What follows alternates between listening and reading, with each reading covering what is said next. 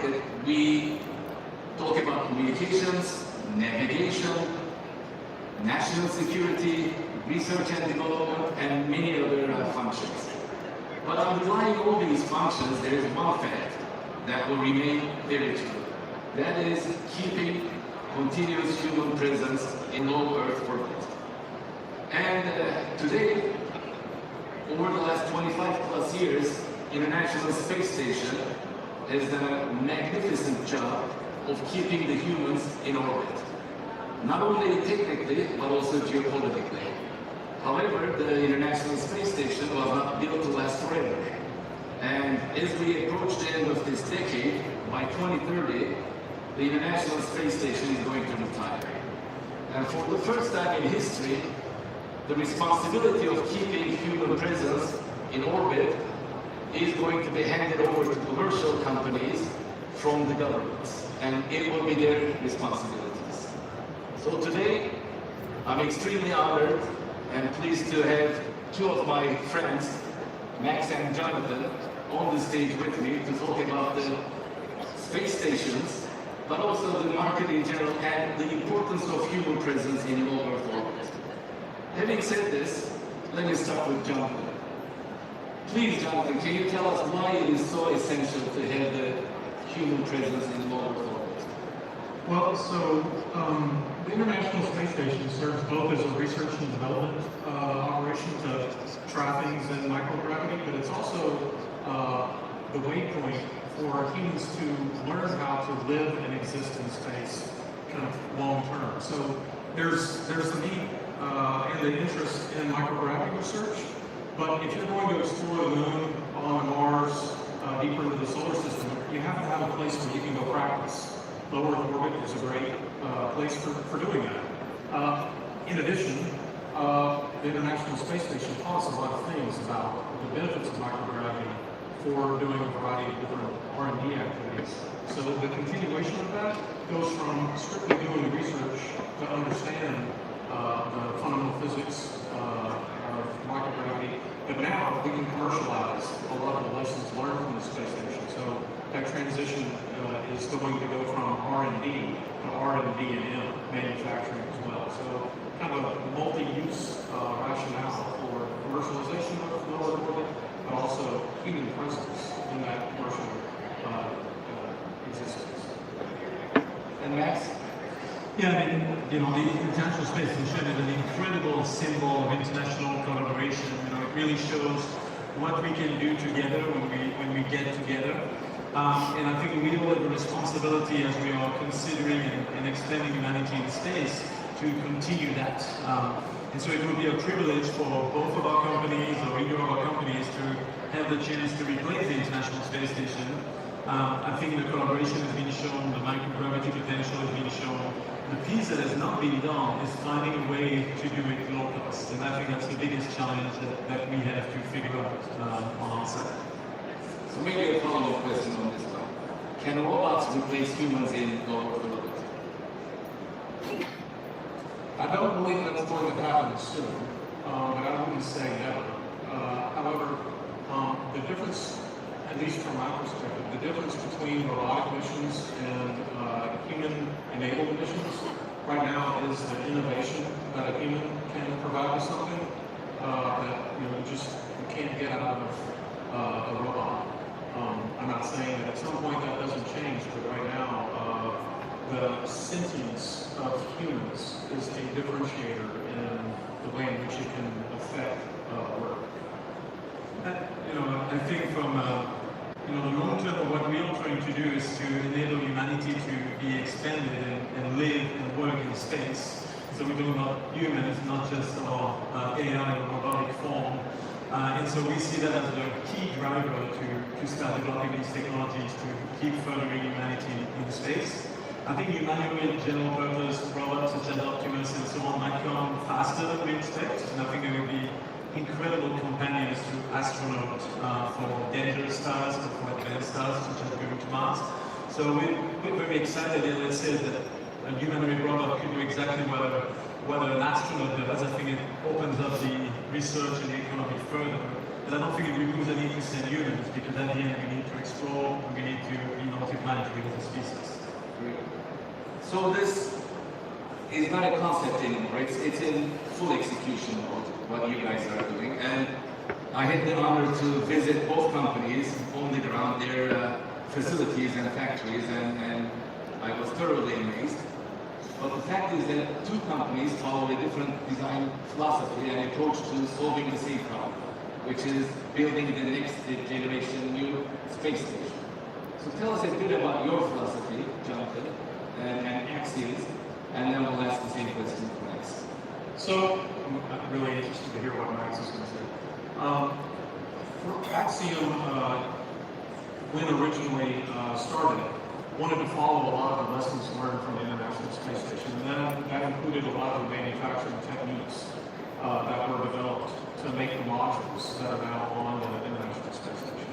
And so those are capital-intensive lessons learned, and so we made the decision early in our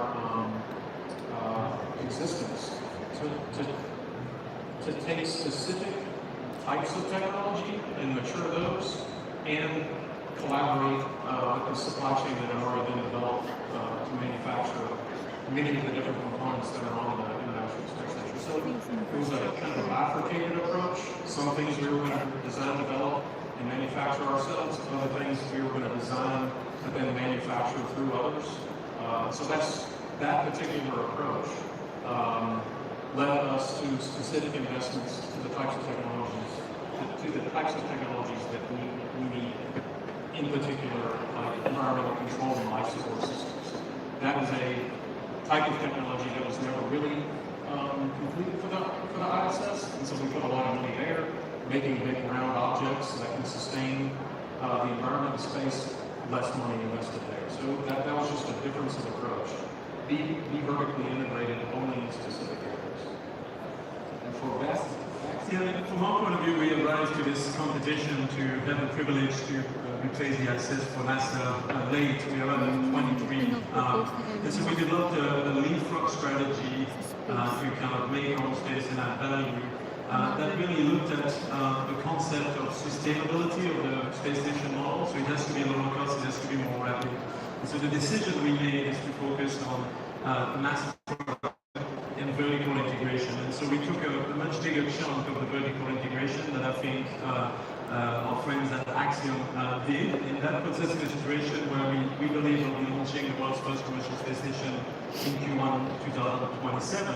But more importantly, we will be able to mass produce modules at maybe a rate of 3 modules per year using the same design base and the same facility. So much more vertically integrated so that we can lower the cost and increase the speed. The other element is a stepping stone approach. So we launched our first spacecraft on orbit with no human element of it, but all the other technologies in November last year. It's right now in space, it's called Heaven Demo. And with that, we de-risk a lot of the technologies such as avionics, propulsion, communication, mission control. That was our first stepping stone, and then the next one will be the single module station here in Q1 next year. And then after that, mass production of multiple modules. Meron pa? And then So, very 5 o'clock pa similar yun. to Axiom that we both believe in a multi-module architecture to have the chance to sustain continuous presence. Anong so both of your companies are trying to solve a problem business and build something that's going to last maybe for the next 3 decades, right, 30 years. And it's going to help this human presence. I can only imagine the scale of the complexities, right? Not only engineering-wise, but financial complexities, regulatory complexities, any other unforeseen complexities, right? I mean, give us a bit of a taste of what are the biggest robotics, ang problems dami. you're dealing with day-to-day, trying to solve, so that you hit those milestones as you planned in the beginning. So I think, at least for Axiom, the management of the supply chain and getting all of the necessary components out of the supply chain that we need to assemble the various modules, I think that Pinapropose is a yan dito very sa Qatar. complex Blockchain. component to the way in which we have to do work. Meron silang the technologies are evolving Hindi, fast, meron fast, silang as app the delivery na- times for some of the components that we use on Diba? our vehicles. Solar arrays, as an example, they're becoming not a commodity, not yet at least, but the number of solar cells that are necessary to make these large arrays that we're using drives timelines. And the consequences of that have knock-off effects on when you assemble, how you test, and Sa UAE. the intricacies around how you bring all of these things together and then test them and prepare them for launch. I think the combination of supply chain and the time management necessary to bring all this together really is a hard for us. And for West, Yeah, I mean, first for my perspective on our first space station module or Axiom first module, if you think about it, it launched on top of a single rocket, it's one module, but it will be, when it's in space, the third biggest object in space for the universe or the world. The bigger ones will be the ISS and will be Tiangong, the Chinese space station. So they are big systems with big solar array, with big structures, and it's a real privilege to have a chance to build such a big system. The piece that's, for us, the biggest challenge the last 2.5 years has been finding the incredible engineers, safety and mission assurance people, supply chain people, lawyers, building this amazing team was the biggest challenge, and at the same time facilities in the design. And now it's really incredible to come to work every day and work with astronauts and incredible engineers and space agencies all around the world. And it's all about being on track and building our space station in a safe way, functional way, and obviously a great product that we launch. so given all these complexities and challenges, what actually happens if the space stations, the next generation space stations, are not operational when the ISS retires? Is there a scenario like this, and what actually is lost, right? Is it from a strategic, economic, or even political perspective? Well, we've learned this lesson now twice, right? The Apollo program was canceled, and the consequence of that, it took us however long it's going to take us to get back to the moon. I mean, from the 1970s to now, we haven't been able to replicate that accomplishment. That was because we didn't maintain that program, the shuttle program. Same situation, right? When they canceled the shuttle program, the ability to sustain the International Space Station took a dramatic turn for the worse. It became very difficult to maintain a space station. We had to rely on the Russians to put humans on the space station, and then it took until 2018 for SpaceX to come along with the Crew Dragon to replace that capability. So not maintaining the capability has very significant downsides to humanity's ability to continue space exploration, settle in space, etc. So this continuous human presence isn't just a stunt for the sake of geopolitics. It really is a lesson learned from 75 years of human spaceflight. I'd say that's primarily it. I mean, putting our American company and a hat on, for us, it's just not an option to see low orbit to China that is there, but more importantly, to start the collaboration between Europe, Japan, Canada, and also the Middle East, all these countries that are centered on doing microgravity research on an American-led platform. If we don't have it, a lot of these countries might build their own or might start gravitating towards other centers of power and capability. So it's not an option. I think if NASA moves quickly, right now we are all waiting eagerly for the procurement for the next phase to really get going. It's expected this year. The new administrator is due to make a decision soon. I think it's getting a little bit short, but if they make a decision quickly, I think there will be hopefully more than one company ready by 2030. We're very confident we will be, but we won't be if they wait another year also to make a decision. So a follow-on on this one. Obviously, NASA is going to be the anchor tenant on these next generation space stations. Is there a market beyond NASA? Is this a one-station market or multiple stations or maybe some sort of a hybrid combination? How do you underwrite your business model right beyond NASA? So Axiom has flown 4 missions to the International Space Station today. 12 paying customers. We're on 3 apiece on each of those missions with Axiom, having a commander, astronaut, tracks in each of those. We were oversubscribed in the number of astronauts that wanted to fly versus the number that we could actually fly. And a very important attribute after the first mission became, there's a very important attribute. Sovereign nations, not just NASA, but sovereign nations from across the globe are flying their astronauts on these missions. On the last mission, we flew a Hungarian, an Indian, and a Polish astronaut with one of our astronauts. The Vietnam Cloud mission, private astronaut mission number 5. We were awarded that. We announced that last week.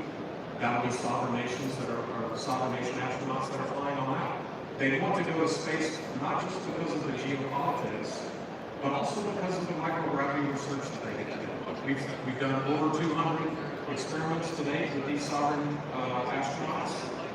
Our next one, or our last one, was 66 different experiments with those 3 astronauts.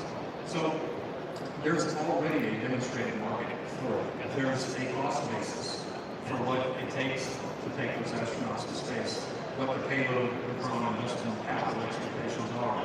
So we actually have a burgeoning and emerging economy associated with the human spaceflight travel piece, the microgravity piece, and the other services that we can offer on these space stations. Yeah, in NASA, you mentioned as a banker customer, it will be a big customer, but it's key to the US government and them not to be the lion's share or for us to be fully dependent on them. So the market we can count on today is missions for sovereign nations, as Jonathan said. And it's an exciting market because more and more nations are getting involved in human spaceflight, as companies such as SpaceX and us are lowering the barrier of entry. If you think back in the Cold War days, you could bankrupt the Soviet Union doing human spaceflight. Now it's within the reach of pretty much any nation if they want to do it, working with one of our companies. So the key is to have a low cost so that you're profitable on that growing market. Privates is a very small piece, maybe 10-15%. It exists, but we're not in the tourism era. And then whoever is a platform up there is doing science research will unlock the real upside, which is microgravity manufacturing at scale, whether pharmaceutical, which I'm most excited about, but it could be also semiconductors, fiber optic, and so on. When we get there, all companies will be building factories in space, not sending government astronauts, but sending people to work in these factories. And then we'll be, hopefully one day, not dependent at all on governments. Great. It's certainly super exciting. As I said, when I visited the factories, I wish I was a young engineer that I could work with myself. Not too late. To my youngster audience, please watch this space out. It's super exciting, and we'll be watching you very closely, and wish you all the success. And thank you for joining us. Thank you.